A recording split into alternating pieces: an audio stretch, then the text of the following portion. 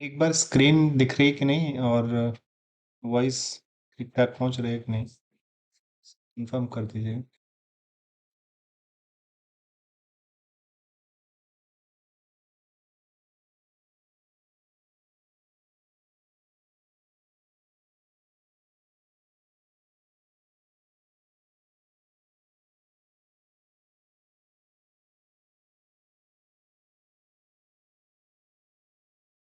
Screen visible है?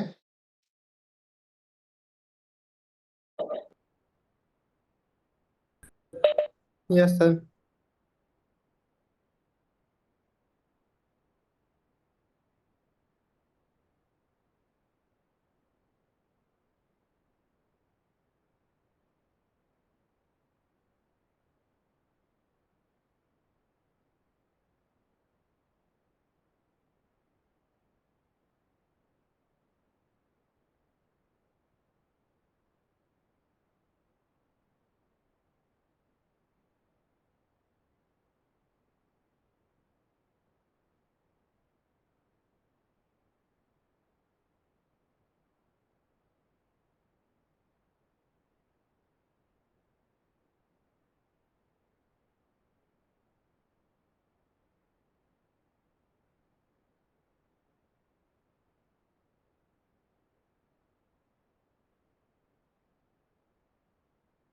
Last class में हमने आर एस ए देखा था जो कि एसिमेट्रिक की एल्गोरिथम थे।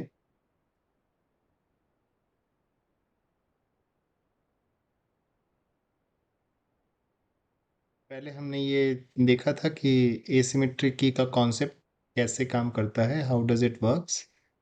सो we have understood that it works on the concept of public key and private key. It uses two keys. Since it uses two keys, there is no need of sharing the key from one user to another user. Each user can use different keys for encryption. Public key is for public, private key is secret key. और इसके जरिए communication कैसे हो पाता है वो भी हमने देखा था। उसके पीछे एक मैथमेटिक्स है। ये मतलब मॉड्यूलर मैथमेटिक्स है। और इस बात को ये इस इस प्रॉपर्टी को ये एक्सप्लॉइट करती है कि अगर दो बड़े प्राइम नंबर्स हैं और उनका प्रोडक्ट अगर हम ले लें तो उनको फैक्टर कर पाना बहुत कठिन होता है। It relies what it relies on the mathematical property. कौन सी मैथमेटिकल प्रॉपर्टी पे ये रिलाई करता है? इट इज डिफिकल्ट, है ना। Factorising of product of two large prime numbers are difficult. तो कंप्यूटेशनली ये डिफिकल्ट होता है, इसलिए अ, ये बात होती है यहाँ पे। छोटे छोटे प्राइम नंबर्स लेके हमने इसकी एक्चुअल वर्किंग देखी थी कि अगर मान लीजिए एक सीक्रेट मैसेज हमको भेजना है। सीक्रेट मैसेज हमने कहा था कि मान लीजिए टू हमको भेजना है, तो टू ट्रांसमिट होता है 29 की तरह से, लेकिन रिसीवर उसको बाद में डिक्रिप्ट करके टू ही पढ़ेगा। So in this way we have not shared the key, the secret key, but we were capable of encrypting the message when it is in the fly। जब वो वायर पे एक जगह से दूसरे जगह पे जा रहा होता है तो उसका कंटेंट हम बदल देते हैं। 29 ट्रेवल कर रहा था। जो ईव्स ड्रॉपर होगा, जो मतलब चोरी से सुनेगा उस ट्रैफिक में क्या सिग्नल ट्रेवल कर रहे हैं, तो उनको 29 दिखाई देगा जबकि एक्चुअल मैसेज 2 गया है। ये तो आरएसए था।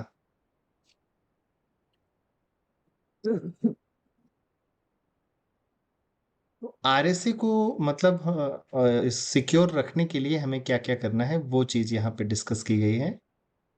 सो to make the RSA implementation secure, ये हमको इंश्योर करना होता है कि जो हम दो प्राइम ले रहे हैं, पी और क्यू, हम देखे थे कि हम दो रैंडम प्राइम लेते हैं, पी और क्यू। जैसे यहाँ पे पी हमने 3 लिया था, क्यू हमने 11 लिया था। तो हमने दो रैंडम प्राइम नंबर्स लिए थे। तो वो जो दो रैंडम प्राइम नंबर्स हम पी और क्यू ले रहे हैं, वो रैंडम होना चाहिए पहली बात तो।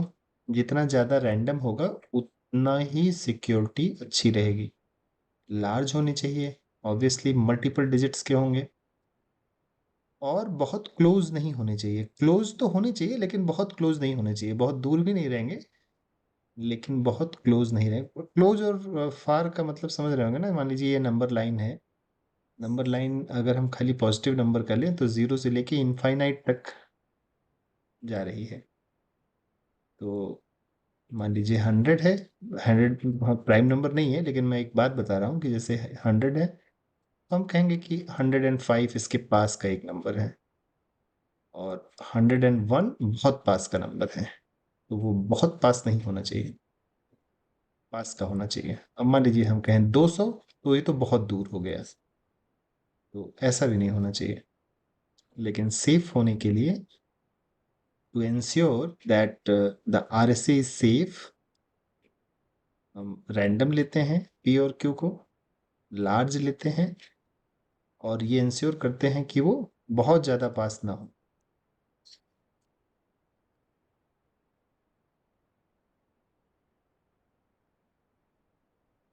अगला कॉन्सेप्ट जो हम आज ये देखेंगे दैट इज डिफी हेलमैन की एक्सचेंज एल्गोरिथम। डिफी हेलमैन की एक्सचेंज एल्गोरिथम दोनों तरह के एन्क्रिप्शन यूज करती है। ये दोनों तरह का एन्क्रिप्शन यूज करती है, एसिमेट्रिक एन्क्रिप्शन भी यूज करती है ना, और it also use symmetric encryption. तो ये दोनों तरह के कॉन्सेप्ट्स को यूज करती है। पर्पस इसका ये है कि एसिमेट्रिक एन्क्रिप्शन यूज करते हुए हम सिमेट्रिक की ट्रांसफर कर दें, फिर बाकी का कम्युनिकेशन सिमेट्रिक की से करेंगे। चैलेंज तो यही था ना, हम पिछले क्लास में ये समझे थे कि what was the major challenge in symmetric encryption. The major challenge was how should we share the secret key. Secret key को हम मतलब दोनों लोकेशंस पे कैसे शेयर कर दें, यही एक बड़ा चैलेंज था। तो उसके लिए हमने पब्लिक प्राइवेट की वाला इंक्रिप्शन यूज किया, लेकिन उसकी डीमेरिट क्या है कि वो स्लो होती है। मतलब उसमें कितनी मैथमेटिक्स लगानी पड़ रही है, मॉड निकालना पड़ रहा है। ये कैलकुलेशंस देखे आपने कितने हैं इसमें? 2 raised to the power 7 mod 33, 29 raised to the power 3 mod 33। अब ये तो कल्पना करिए कि हम खाली समझने के लिए इन चीज़ों को लेके चले थे, और हम प्राइम नंबर्स बहुत छोटे छोटे लिए थे। Just imagine if these are huge prime numbers of multiple digits. So if you are putting this huge prime number of multiple digits in power, then calculating these powers are not that easy thing, है ना? Therefore, what we have done, instead of sending all the message through asymmetric encryption, what we have done, we used the asymmetric encryption just to share the secret key. Once the secret key is shared, then we can continue rest of the communication with the help of this symmetric key only. अब इस symmetric की से ये efficiency बढ़ जाती है, ये fast हो जाएगा, है ना। एसिमेट्रिक की स्लो है, तो सिर्फ अगर की को पास करना है तो हम थोड़ा सा स्लो वाला यूज करने में कोई दिक्कत नहीं है, थोड़ा स्लो वाला ही यूज कर लेंगे। और इस स्लो वाला का यूज करके एक बार हमने सीक्रेट की पास कर दी, तो बाकी की कम्युनिकेशन हम सीक्रेट की से करेंगे। ये कॉन्सेप्ट क्लियर है? बात समझ में आई? डिफी हेलमैन की एक्सचेंज का पर्पस ये है कि हम एसिमेट्रिक की का यूज करते हुए सिमेट्रिक की आपस में शेयर कर लें, ठीक है ना। So what it is saying, the definition, definition में ये बता रहा है कि it is a method for two parties to securely establish a shared secret key over an insecure communication channel without having transmitting the key itself। तो actual की कभी नहीं ट्रांसफर की जाती, लेकिन अ, दोनों के पास एक सीक्रेट की पहुंच जाती है। इसका एक बहुत अच्छा एनालॉजी कहीं हमने पढ़ा था। जैसे फॉर एग्जांपल, कुछ चीज़ें तो पब्लिकली शेयर होंगी, लेकिन कुछ चीज़ें सीक्रेट होंगी, ठीक है। जैसे फॉर एग्जांपल येलो कलर है, येलो कलर। मान लीजिए कि दो पार्टी हैं, पार्टी ए, पार्टी बी, है ना। जैसे आपकी बुक में एलिस और बॉब की बात कही जा रही है, एलिस और बॉब हैं। दोनों लोग ये तय करते हैं कि एक ही पेंट में लिखेंगे, किसी एक पेंट, मतलब किसी एक पेंट में अपना अपना वो, मतलब they want to reach to one single point. But जब ये शेयर करेंगे पब्लिक में, तो ये बात जानी नहीं चाहिए कि इनका शेयर्ड सीक्रेट पेंट कौन सा है। तो ये एक कलर पे एग्री करते हैं, जैसे येलो। इन्होंने एक पब्लिकली अनाउंस किया कि चलो भाई येलो, येलो पे हम प्रयोग करेंगे। तो येलो पब्लिक में गया। तो जो ईव्स ड्रॉपर है, मान लीजिए उसका नाम अगर ईव है, तो एलिस ने बॉब को भेजा कि भाई देखो येलो कलर पे हम लोग एग्री करते हैं। बॉब ने कहा ठीक है, येलो कलर पे एग्री करते हैं। फिर एलिस ने अपना एक सीक्रेट कलर चूज कर लिया। लेट सपोज एलिस ने चूज किया रेड।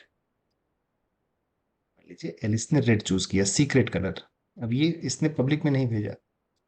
बॉब ने अपना एक सीक्रेट कलर चूज कर लिया ब्लू। ठीक है, ये भी इसको पब्लिक में इसने नहीं भेजा। तो अब एलिस क्या करेगा कि ये रेड को येलो में मिक्स कर देगा, मिक्स करके भेजेगा। तो हम जानते हैं कि कलर अगर मिक्स करते हैं तो वो कोई तीसरा ही कलर बन जाता है। दो कलर अगर मिक्स करेंगे तो कोई तीसरा ही कलर बन जाएगा। तो लेट सपोज रेड और येलो मिलके ग्रीन बन गया।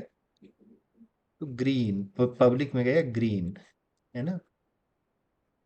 और येलो में अगर ये अपना सीक्रेट कलर मिक्स किया तो इधर आ गया, पब्लिक में गया। लेट सपोज ब्लू और येलो मिलके कोई एक तीसरा कलर बनाएंगे। वो भी मान लीजिए पब्लिक में गया, तो येलो में इसने ब्लू मिक्स किया, तो यहाँ पे कुछ गया। येलो में अगर ब्लू मिक्स किया तो लेट सपोज कोई एक तीसरा कलर बन के जा रहा है। मान लीजिए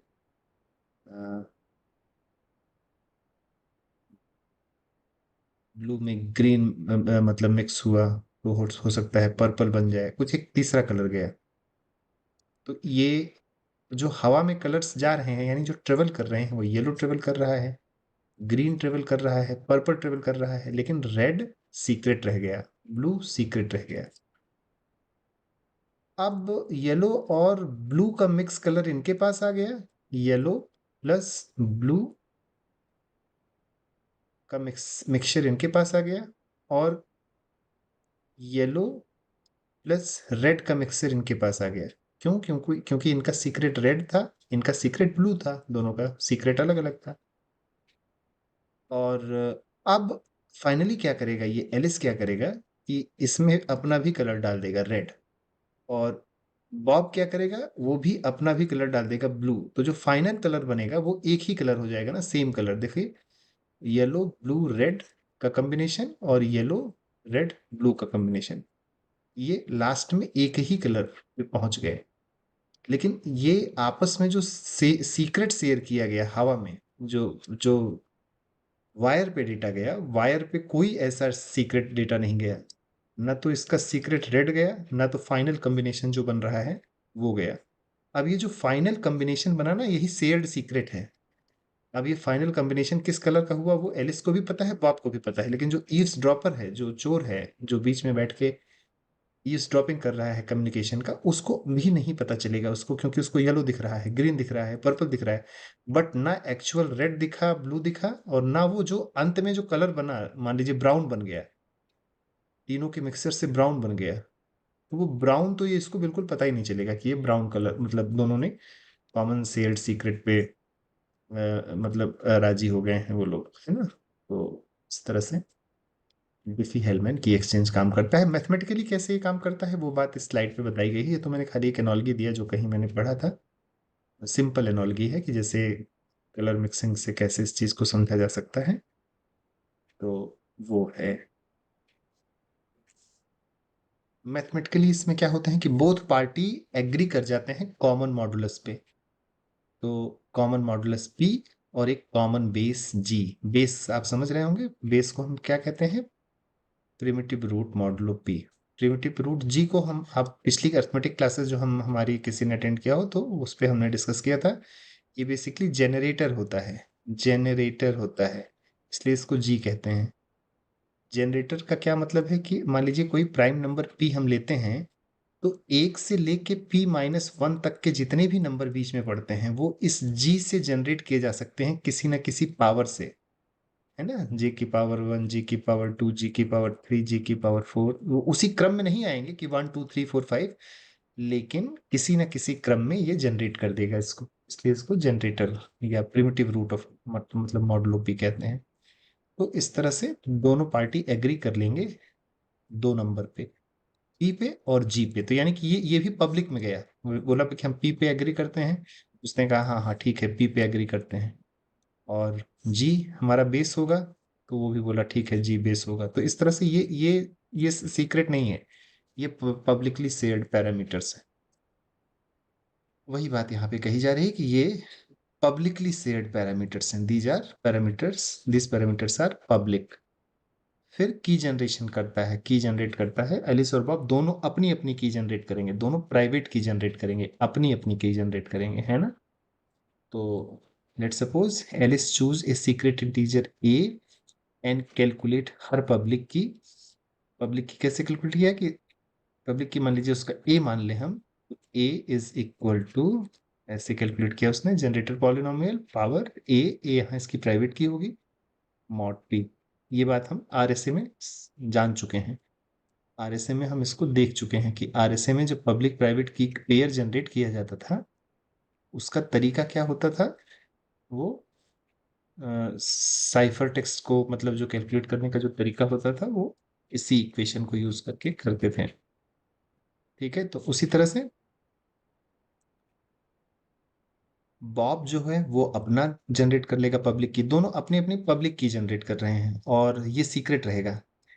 ए उसने किसी के साथ नहीं शेयर किया, बी उसने किसी के साथ नहीं शेयर किया, लेकिन बी के बेसिस पे उसने अपनी एक पब्लिक की बनाई बी, है, जो कि कैसे कैलकुलेट होके आई, इस तरह से g raise to the power b mod p, जहाँ जी जनरेटर पॉलिनोमियल, मतलब पॉलिनोमियल कहना गलत है, जनरेटर प्राइम नंबर है जो जो मतलब सारे वो नंबर्स जनरेट कर पाएगा जो एक से p-1 तक के हैं, और बी उसकी सीक्रेट की है। तो g raise to the power b mod p, इस इक्वेशन को सॉल्व करने पे जो कुछ भी आया वो उसका पब्लिक की होगा। ये सारे इक्वेशंस यूनिक सॉल्यूशंस देंगे। ठीक है, तो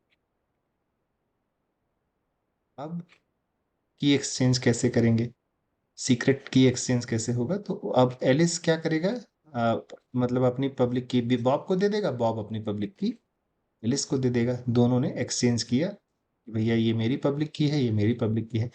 फिर इन पब्लिक की को मतलब को यूज करते हुए इंक्रिप्शन कर देगा।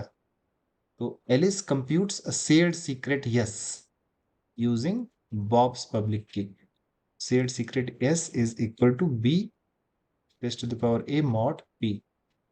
ये हो गया जो एलिस ने कंप्यूट किया। बॉब ने कैसे कंप्यूट किया, उसने भी वही सेम आंसर उसको भी मिलेगा, वो ऐसे कंप्यूट करेगा। ए अपने सीक्रेट की को, बी तो किसका सीक्रेट की है, बी का, बॉब का है ना। और इसको इसको थोड़ा और क्लियरली देखना है ना, तो जरा ये देखें कि ये जैसे इसको सॉल्व करते हैं, चलो देखते हैं कि ये इसका क्या आंसर आता है। तो जैसे b raise to the power a mod p, b है क्या एक्चुअली, हमने देखा था कि बी ये है g raise to the power b mod p, है ना। तो यहाँ अगर बी की जगह पे g raise to the power b लिख दिया जाए, और raise to the power a है ना, मॉड मॉड पी। अब इसको सॉल्व करेंगे नॉर्मल उससे, तो ये हो जाएगा जी बी ए मॉड पी। उसी तरह से ए क्या है, ए यहाँ पे देखो क्या है, g raise to the power a mod p. तो यानी कि ए की जगह पे हम लिख सकते हैं g raise to the power a, और पूरा raise to the power b mod p. तो ये भी क्या हो जाएगा फाइनली, ये भी हो जाएगा जी ए बी मॉड टी। तो अब आप देखो ना, दोनों के पास एक ही वैल्यू आ गई, सेम सीक्रेट वैल्यू। इस तरह से without explicitly sharing secret, they people settle with some secret number, some secret key. Now this will work as key for symmetric key encryption. Now both Alice and Bob have same shared secret, which they can use for symmetric key encryption for secure communication. है ना? तो अब ये किस पे rely करता है? ये इस बात पे रिलाई करता है कि हमने अब देखा था ना, ये डिस्क्रीट लॉगरिथमिक प्रॉब्लम, कि मतलब अगर हमको इसका मतलब रिवर्स करके किस पावर के कारण ये मतलब वैल्यू जनरेट हो रही है, वो कैलकुलेट कर पाना कंप्यूटेशनली बहुत हार्ड होता है। डिस्क्रीट लॉगरिथमिक प्रॉब्लम को हम लोग अपनी अर्थमेटिक क्लास में डिस्कस किए थे, है ना, which involves finding x given ji.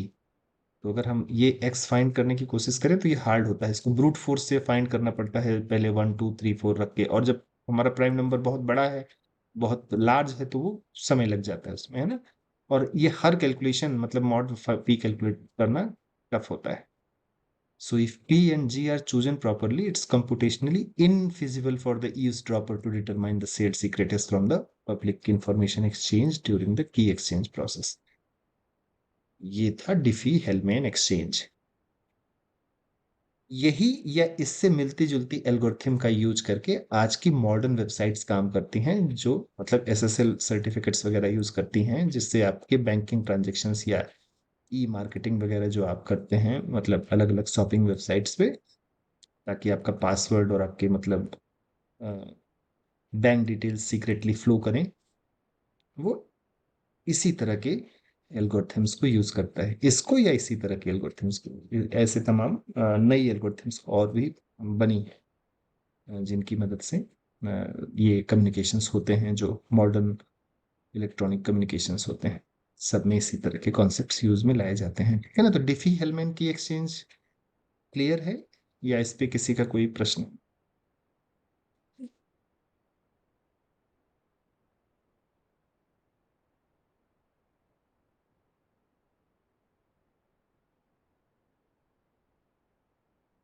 Anybody have any questions on this thing?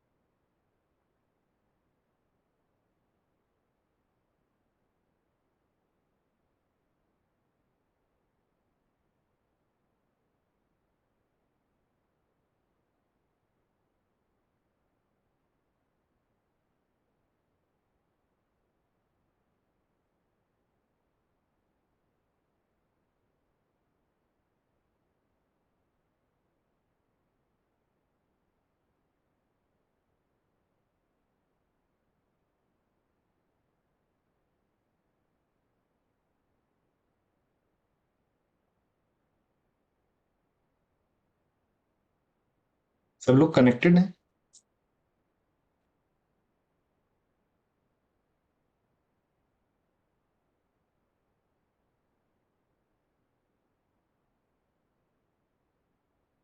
इसका एक न्यूमेरिकल एग्जांपल यहाँ पे अगली स्लाइड में हम यहाँ पे देख सकते हैं। जैसे मान लीजिए पब्लिक चैनल है, इस पब्लिक चैनल में दो लोग कम्युनिकेट कर रहे हैं, two person are communicating through a public channel. एक मिनट, विजिबिलिटी है ना, एक बार विजिबिलिटी कंफर्म करिएगा। Screen is visible?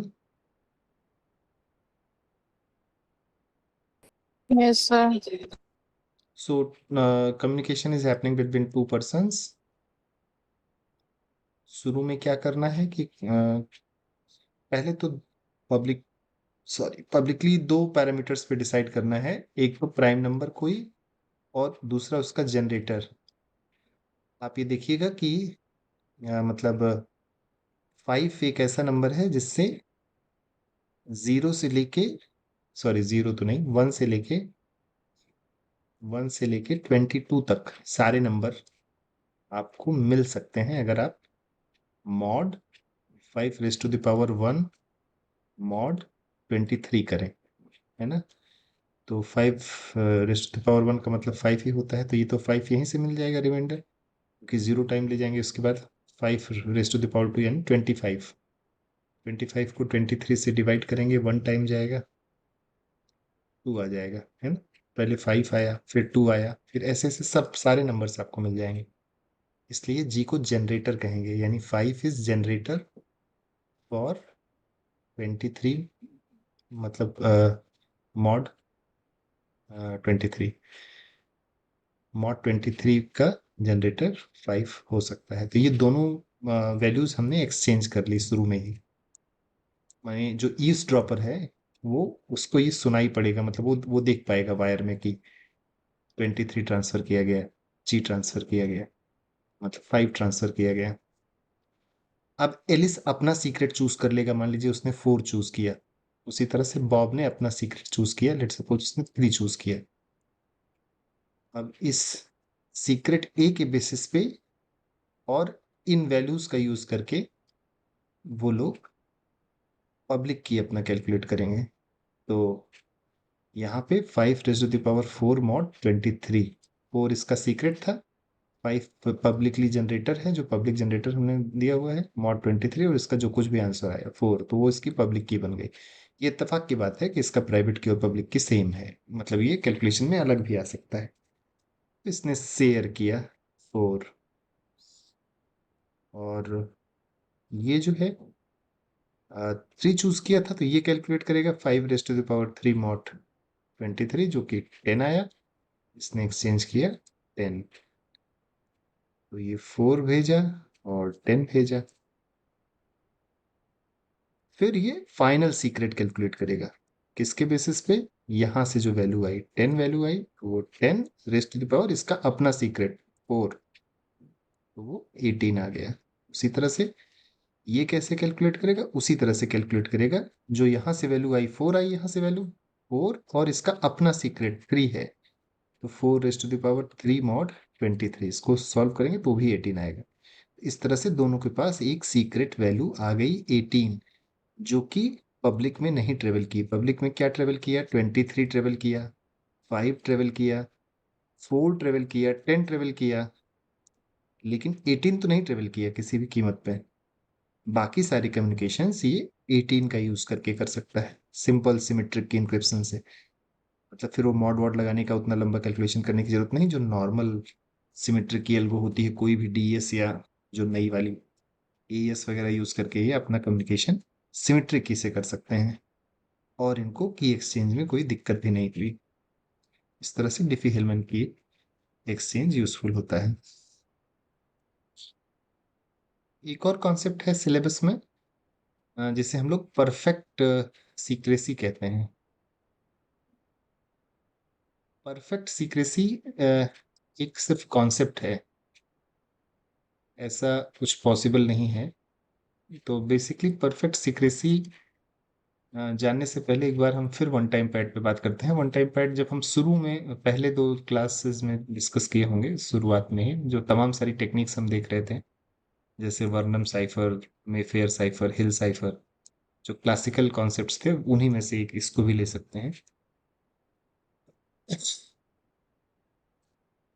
तो ये बेसिकली सब्स्टिट्यूशन टेक्निक की तरह से काम करती है, और लेकिन इसको हम लोग परफेक्ट सीक्रेसी के कॉन्सेप्ट पे ही मानते हैं, यानी कि इसको डिसाइफर नहीं किया जा सकता वन टाइम पैड पे, अगर सारी सावधानी बरती जाए तब।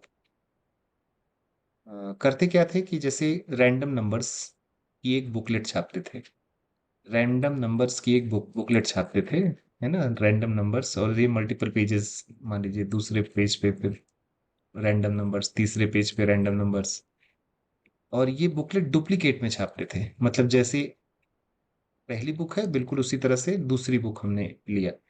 एक सेंडर के पास होता था, एक रिसीवर के पास होता था, तो जब एक मैसेज के करस्पॉन्डिंग एक पेज वो यूज करके खत्म कर देता था, दूसरे मैसेज के करस्पॉन्डिंग दूसरा पेज यूज करके खत्म कर देता था। यहाँ डिसाइफर करने के लिए पहला मैसेज आया तो पहला पेज खत्म, फिर दूसरा मैसेज आया तो दूसरा पेज खत्म। इससे होता क्या था कि इसीलिए इसको वन टाइम पैड कह रहे हैं, क्योंकि की जो है, ये जो पेज में ये नंबर्स हैं, these were the keys and these were used only once and it was as long as the size of the message, है ना। तो बेसिकली अगर मैसेज हमारा शॉर्ट होता था तो वो पैड वैड करके उतना बड़ा बना दिया जाता था जितना बड़ा ये पेज में नंबर्स होते थे। ठीक है, तो key were used only to encipher and decipher single message and they were discarded, वो पेज फाड़ के फेंक दो। तो डुप्लीकेट बुक है दोनों लोगों के पास, तो पहला पन्ना इसने भी फाड़ दिया, पहला पन्ना मैसेज रिसीव करके डिसाइफर करके उसने भी फाड़ दिया। ठीक है, तो इस तरह से वन टाइम पैड काम करता था। वन टाइम पैड के बारे में कहा जाता है कि इससे कोई भी स्टैटिस्टिकल रिलेशनशिप आप डिड्यूस ही नहीं कर सकते।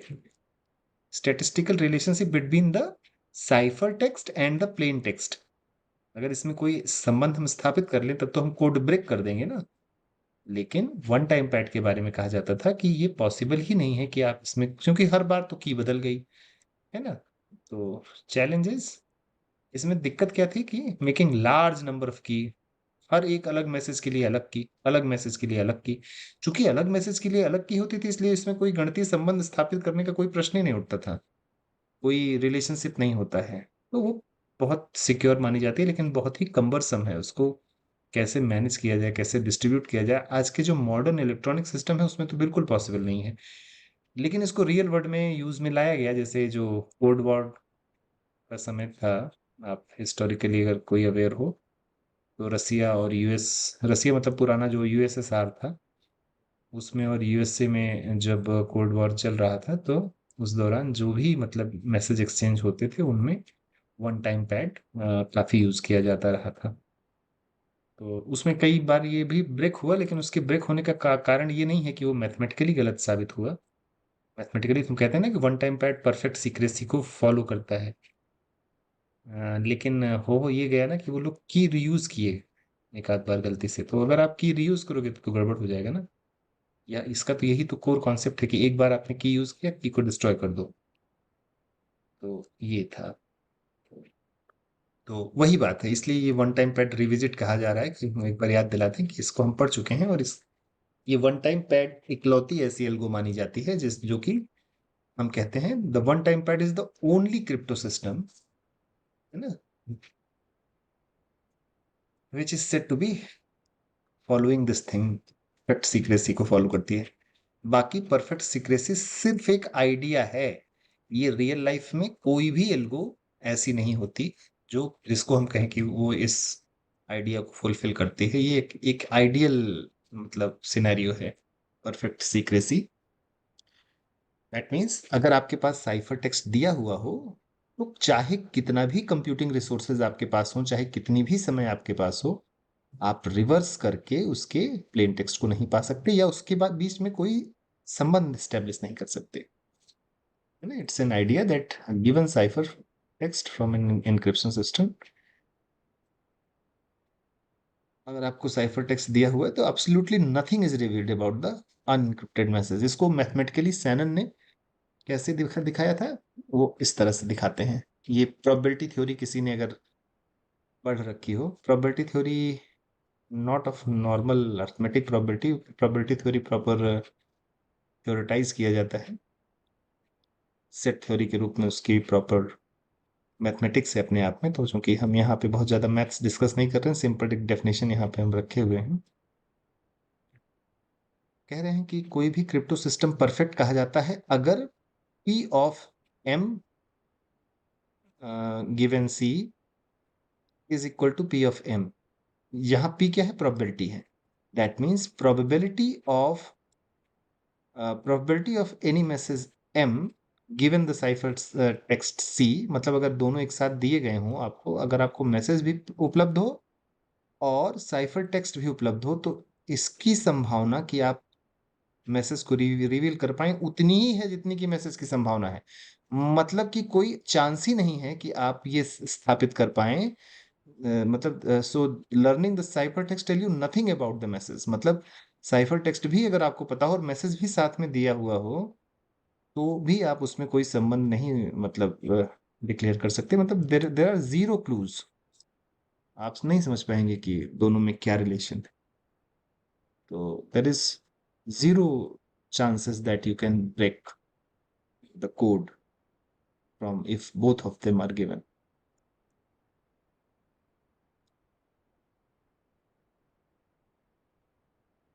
प्रेटी गुड प्राइवेसी थोड़ा सा ऐसे लगता है ना, जैसे कि ये इस तरह से कुछ है कि ठीक ठाक। प्रेटी गुड गुड का मतलब लगता है ठीक ठाक, लेकिन ऐसा नहीं है कि ये ठीक ठाक, ये बहुत ही अच्छी मतलब क्रिप्टोग्राफिक एल्गोरिथम है। इसे इसके इन्वेंटर हैं फिल जिमरमैन। ठीक है। फिल जिमरमैन इसके इन्वेंटर हैं प्रेटी गुड प्राइवेसी के। इसको हम पीजीपी भी कहते हैं। सिक्योरिटी के जो सारे एस्पेक्ट्स हैं वो ये फुलफिल करती है, तो it fulfils all the four aspects. Security के क्या क्या एस्पेक्ट्स होते हैं वो हम शुरू में हमने सीआईए ट्रैड वगैरह पढ़ते समय देखा था। जैसे वो प्राइवेसी भी फुलफिल करेगा, इंटीग्रिटी भी, ऑथेंटिकेशन भी, नॉन रिपुडिएशन भी। ये सारे एट्रीब्यूट्स फुलफिल करेगा जब आप मेल भेज रहे होंगे। तो बेसिकली ये एक तरह का क्रिप्टोग्राफिक एल्गोरिथम है, या एक तरह का तरीका है, मेथड है, प्रोटोकॉल है, जिसकी मदद से जब ईमेल सेंड की जाएगी तो उसमें इंटीग्रिटी का एस्पेक्ट, ऑथेंटिकेशन का एस्पेक्ट, प्राइवेसी का एस्पेक्ट और नॉन रेपुडिएशन का एस्पेक्ट, सारे एस्पेक्ट फुलफिल होते हैं। एक चीज और यहाँ पे जानना जरूरी है कि एक कॉन्सेप्ट होता है डिजिटल सिग्नेचर। तो प्रेटी गुड प्राइवेसी में डिजिटल सिग्नेचर निहित होती है। That means we can say that PGP is a superset. PGP is a superset of digital signature. Digital signature is subset of PGP. माने PGP में digital signature तो होगा ही, लेकिन digital signature के अलावा भी बहुत कुछ है। तो हाउ इज इट डिफरेंट, ये अभी हम आगे कंपेयर करके भी देखेंगे। और डिजिटल सिग्नेचर क्या है इस पे भी अभी हम डिटेल में बात करेंगे। और फाइनली पीजीपी क्या है उस पे भी हम बात करेंगे। तो एक चीज यहाँ पे ये समझ लें जिससे थोड़ा सा यहीं से क्लैरिटी बनना शुरू हो जाए। डिजिटल सिग्नेचर का पर्पस सिर्फ इतना होता है कि ये बता पाएं कि ये जो टेक्स्ट लिखा है ये फला आदमी ने लिखा है। ये जो टेक्स्ट लिखा है ये फला आदमी ने लिखा है, और जो लिखा है उसमें कोई बदलाव नहीं हुआ है। मतलब जो उसने लिखा था वही हमारे पास पहुंचा है, इसमें कोई बदलाव नहीं हुआ है। और बाद में वो आदमी इनकार नहीं कर सकता कि भैया मैंने इसको नहीं लिखा। तो ये तीन एस्पेक्ट्स। कौन से तीन एस्पेक्ट्स? इंटीग्रिटी, ऑथेंटिकेशन और नॉन रिपुडिएशन। ये इतना कवर होता है डिजिटल सिग्नेचर से। डिजिटल सिग्नेचर अगर है किसी डॉक्यूमेंट के करस्पॉन्डिंग, तो that means these three attributes will be fulfilled. What three attributes? Integrity, that means the message is not tampered while it was in the transmission. It is authentic, that means it is sent by the same person from which we are assuming that this message is being received. And finally, non repudiation means the person cannot deny that he has not sent this message. ये तीन aspects हो गया जो digital signature का part है। PGP क्या करता है, एक चीज और ऐड कर देता है, दैट इज प्राइवेसी। अभी क्या है, सिर्फ डिजिटल सिग्नेचर करके इस डॉक्यूमेंट को आपने ट्रांसमिट किया, सॉरी, तो रास्ते में जो ईव्स ड्रॉपर होगा, जो चोर होगा, जो मतलब the person who is trying to overhear this message, he will be able to see that what is being transmitted. But अगर पीजीपी यूज हो रहा है तो वो इनक्रिप्टेड हो जाएगा, यानी कि that will become, that means this attribute is also fulfilled, that is called privacy. So digital signature में ये तीन एस्पेक्ट्स फुलफिल होते हैं, इंटीग्रिटी, ऑथेंटिकेशन और नॉन रेपुडिएशन। जबकि प्रेटी गुड प्राइवेसी अगर यूज हो रही है तो इसका मतलब उसमें प्राइवेसी एस्पेक्ट भी कवर हो जाएगा। ठीक है, वही बात यहाँ पे आगे बताई जा रही है कि PGP uses digital signature, that is a combination of hashing and public key. अभी इसको डिटेल में थोड़ा हम स्टडी करेंगे। To provide integrity, authentication and non repudiation, यानी ये तीन एस्पेक्ट्स तो कवर हो गए। डिजिटल सिग्नेचर ये तीन एस्पेक्ट्स कवर कर दिया, इंटीग्रिटी, ऑथेंटिकेशन है, नॉन रेपुडिएशन, है ना। And it and also PGP also uses a combination of secret key encryption and public key encryption to provide privacy. Privacy और ऐड कर देता है, यानी इनक्रिप्टेड हो जाता है। डेटा ट्रेवल करेगा तो रास्ते में कोई देख के ये नहीं जान पाएगा। So we can say that digital signature uses only hash function, one secret key and two private public key के पेयर्स, while पीजीपी में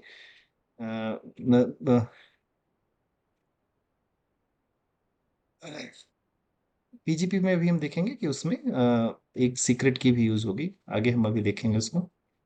PGP is an open source and freely available package for email security. PGP provide authentication through digital signature. PGP अगर use हो रहा है तो इसका मतलब digital signature उसमें होगा ही। And it provides confidentiality through symmetric block encryption, ये और उसमें एडेड होता है पीजीपी में।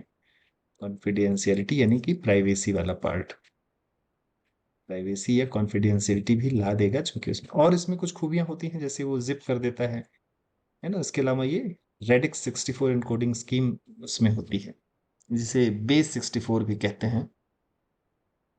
हम्म, इसकी जानकारी अगर होगी तो बहुत अच्छी बात है। ये हमारा क्रिप्टोग्राफी का कोर कॉन्सेप्ट तो नहीं है, फिर भी हम आपको बता दें। अ, जैसे हमने जो नोट शेयर किया है उसमें भी एक कॉन्सेप्ट होगा ना, एम आई एम ई वगैरह, ये सब ईमेल के कॉन्सेप्ट्स हैं। इसको थोड़ा समझें, इसके हिस्टोरिकल रीजंस हैं। When the mail was invented ना, तो whatever was transmitted that was only text, simple text message इधर उधर आते जाते थे। तो टेक्स्ट की इनकोडिंग का एक प्रॉपर मैकेनिज्म होता है, प्रॉपर मेथड होता है।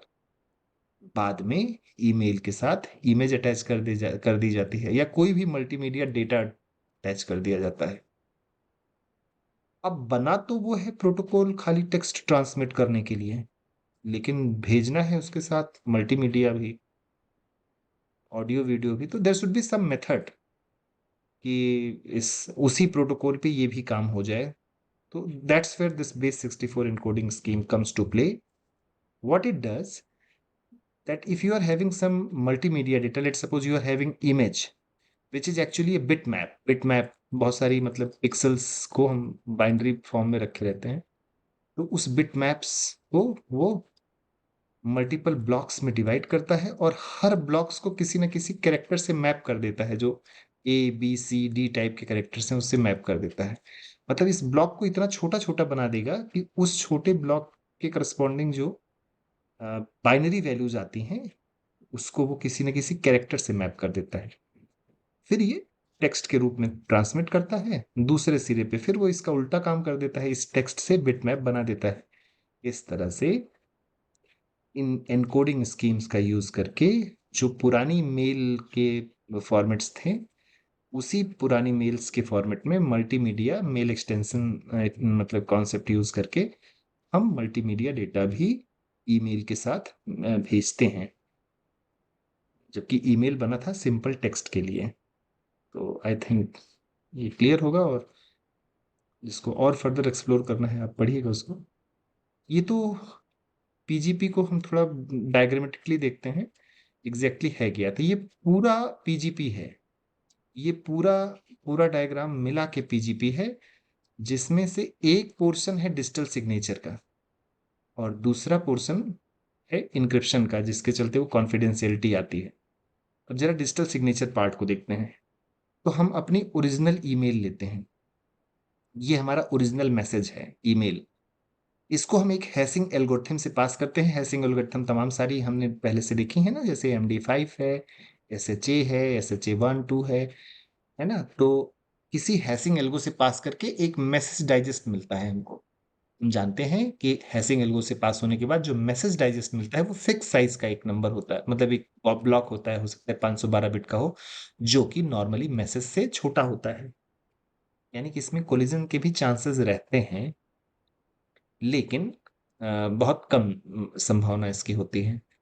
तो किसी एक ईमेल के करस्पॉन्डिंग जो मैसेज डाइजेस्ट बनेगा वो बिल्कुल फिक्स होगा। और ये जो मैसेज डाइजेस्ट बनेगा, ये मैसेज डाइजेस्ट अगर ईमेल में कहीं भी थोड़ा भी परिवर्तन आता है, whenever there is a slightest of change in this email, this will change, the digest will change. There is very less chances that changing the content of the email uh, keeps the digest unchanged. There is very less chances of this fact. So even if some bits are flipped in this email text, then the message digest will be changed. तो ये basically integrity ensure कर रहा है कि जो message भेजा गया वही दूसरे सिरे पे पहुंचा। इंटीग्रिटी इंश्योर कर रहा है ना ये मैसेज डाइजेस्ट। फिर अब ये मैसेज डाइजेस्ट ए ने ही भेजा है, इसको कैसे इंश्योर करते हैं? इस मैसेज डाइजेस्ट को ए अपनी प्राइवेट की से इनक्रिप्ट कर देता है। ए अपनी प्राइवेट की से इनक्रिप्ट करेगा, तो अगर ए की पब्लिक की से इसको डिक्रिप्ट करेंगे तो इसका मतलब ये ऑथेंटिसिटी इंश्योर कर देता है कि मतलब ए ने ही भेजा है। अगर ए ने नहीं भेजा होता तो ये डिसाइफर ही ना होता। अगर ए की पब्लिक की से ये इसका मैसेज डाइजेस्ट डिसाइफर हो जा रहा है तो इसका मतलब ये पक्का है, तो अब वो मुकर नहीं सकता। नॉन रेपुटेशन का मतलब है वो इनकार नहीं कर पाएगा कि मैंने ईमेल नहीं भेजा है, क्योंकि उसने इसको डिजिटली साइन किया है। कैसे डिजिटली साइन किया है? ए ने अपनी प्राइवेट की से इस मैसेज, मेल को नहीं, मेल तो ओपन टेक्स्ट की तरह से जाएगी, तो मेल को कोई दुश्मन मतलब सॉरी जो अटैकर होगा वो पढ़ भी सकता है, क्योंकि लेकिन उसको आगे इनक्रिप्ट किया गया है, अभी देखेंगे अभी हम। तो अब ये इनक्रिप्ट कर दिया हमने इसको, किसको? मैसेज डाइजेस्ट को। इसी को हम साइंड डाइजेस्ट कहते हैं। और जब ये साइंड डाइजेस्ट मेल के साथ भेजी भेजी जाती है, इसे हम डिजिटली साइंड ईमेल कहेंगे। यही डिजिटल सिग्नेचर है। डिजिटल सिग्नेचर का ये मतलब हुआ कि मेल का एक हमने हैश करके मैसेज डाइजेस्ट बनाया और उस मैसेज डाइजेस्ट को अपनी प्राइवेट की से इनक्रिप्ट कर दिया। ठीक है, तो ये इतना पोर्शन डिजिटल सिग्नेचर का हो गया। अब इसमें मेल तो प्लेन टेक्स्ट में जा रही है, लेकिन साथ में एक मैसेज डाइजेस्ट जा रहा है जो कि इनक्रिप्टेड है, जिसको यूजर दूसरे सिरे पे अगर उसकी पब्लिक की से डिसाइफर कर लेगा और डिसाइफर किया हुआ पोर्शन और मेल को फिर से उसको हैश करेगा और दोनों मैच कर जाता है, तो इसका मतलब है कि ऑथेंटिसिटी प्रूव हो गई कि वही भेजा है जिसने, जिसकी ये पब्लिक की है। साथ में अब वो मुकर भी नहीं सकता। अब पीजीपी उसमें एक फेज और यूज करता है, एक चीज और ऐड करता है, वो है इनक्रिप्शन। अब वो जो मेल आगे बढ़ी वो इनक्रिप्ट हो गई वन टाइम सीक्रेट की से। वन टाइम सीक्रेट की से इसको इनक्रिप्ट कर दिया गया। फिर इस वन टाइम सीक्रेट की को भी भेज दिया गया। कैसे?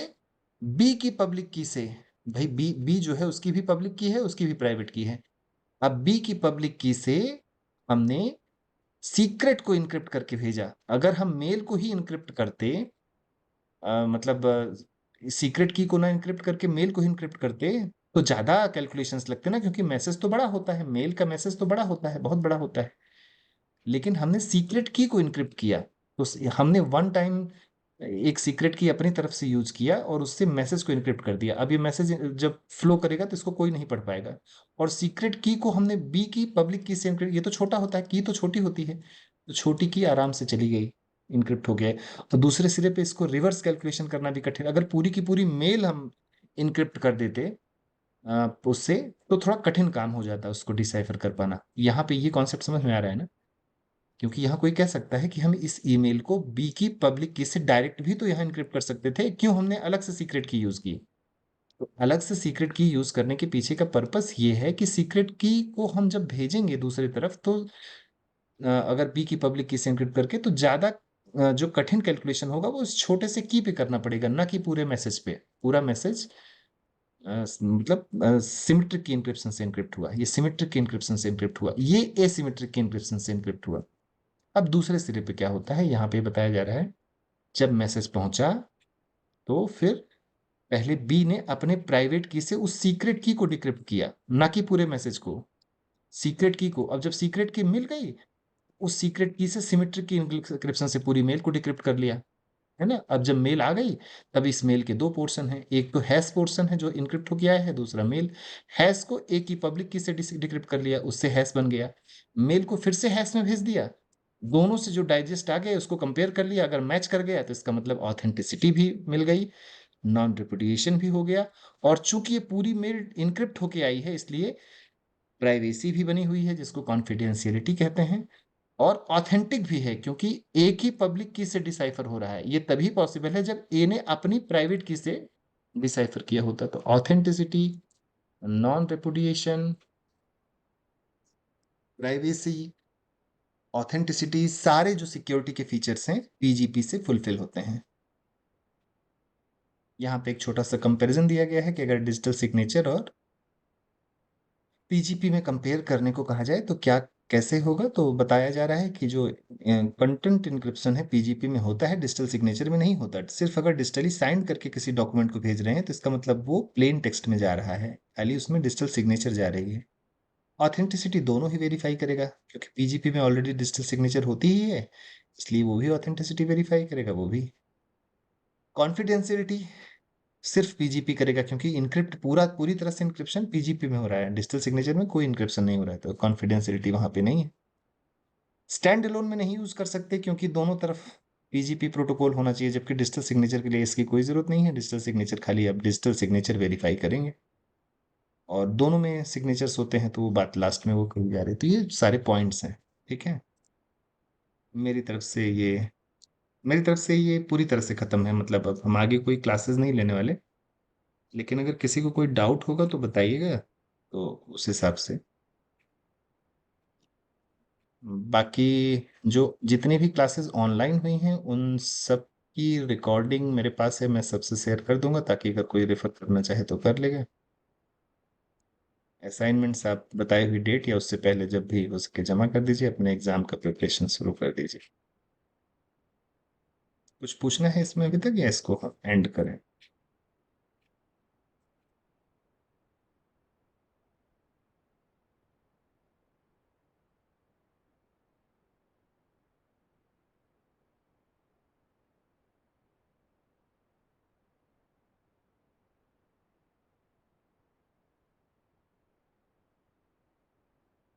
एंड किया जाए फिर?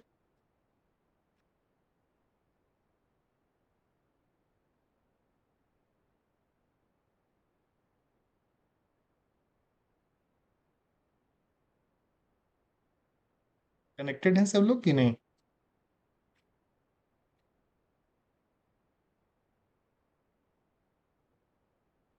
Can somebody confirm just from the? ठीक है, कंक्लूड करते हैं।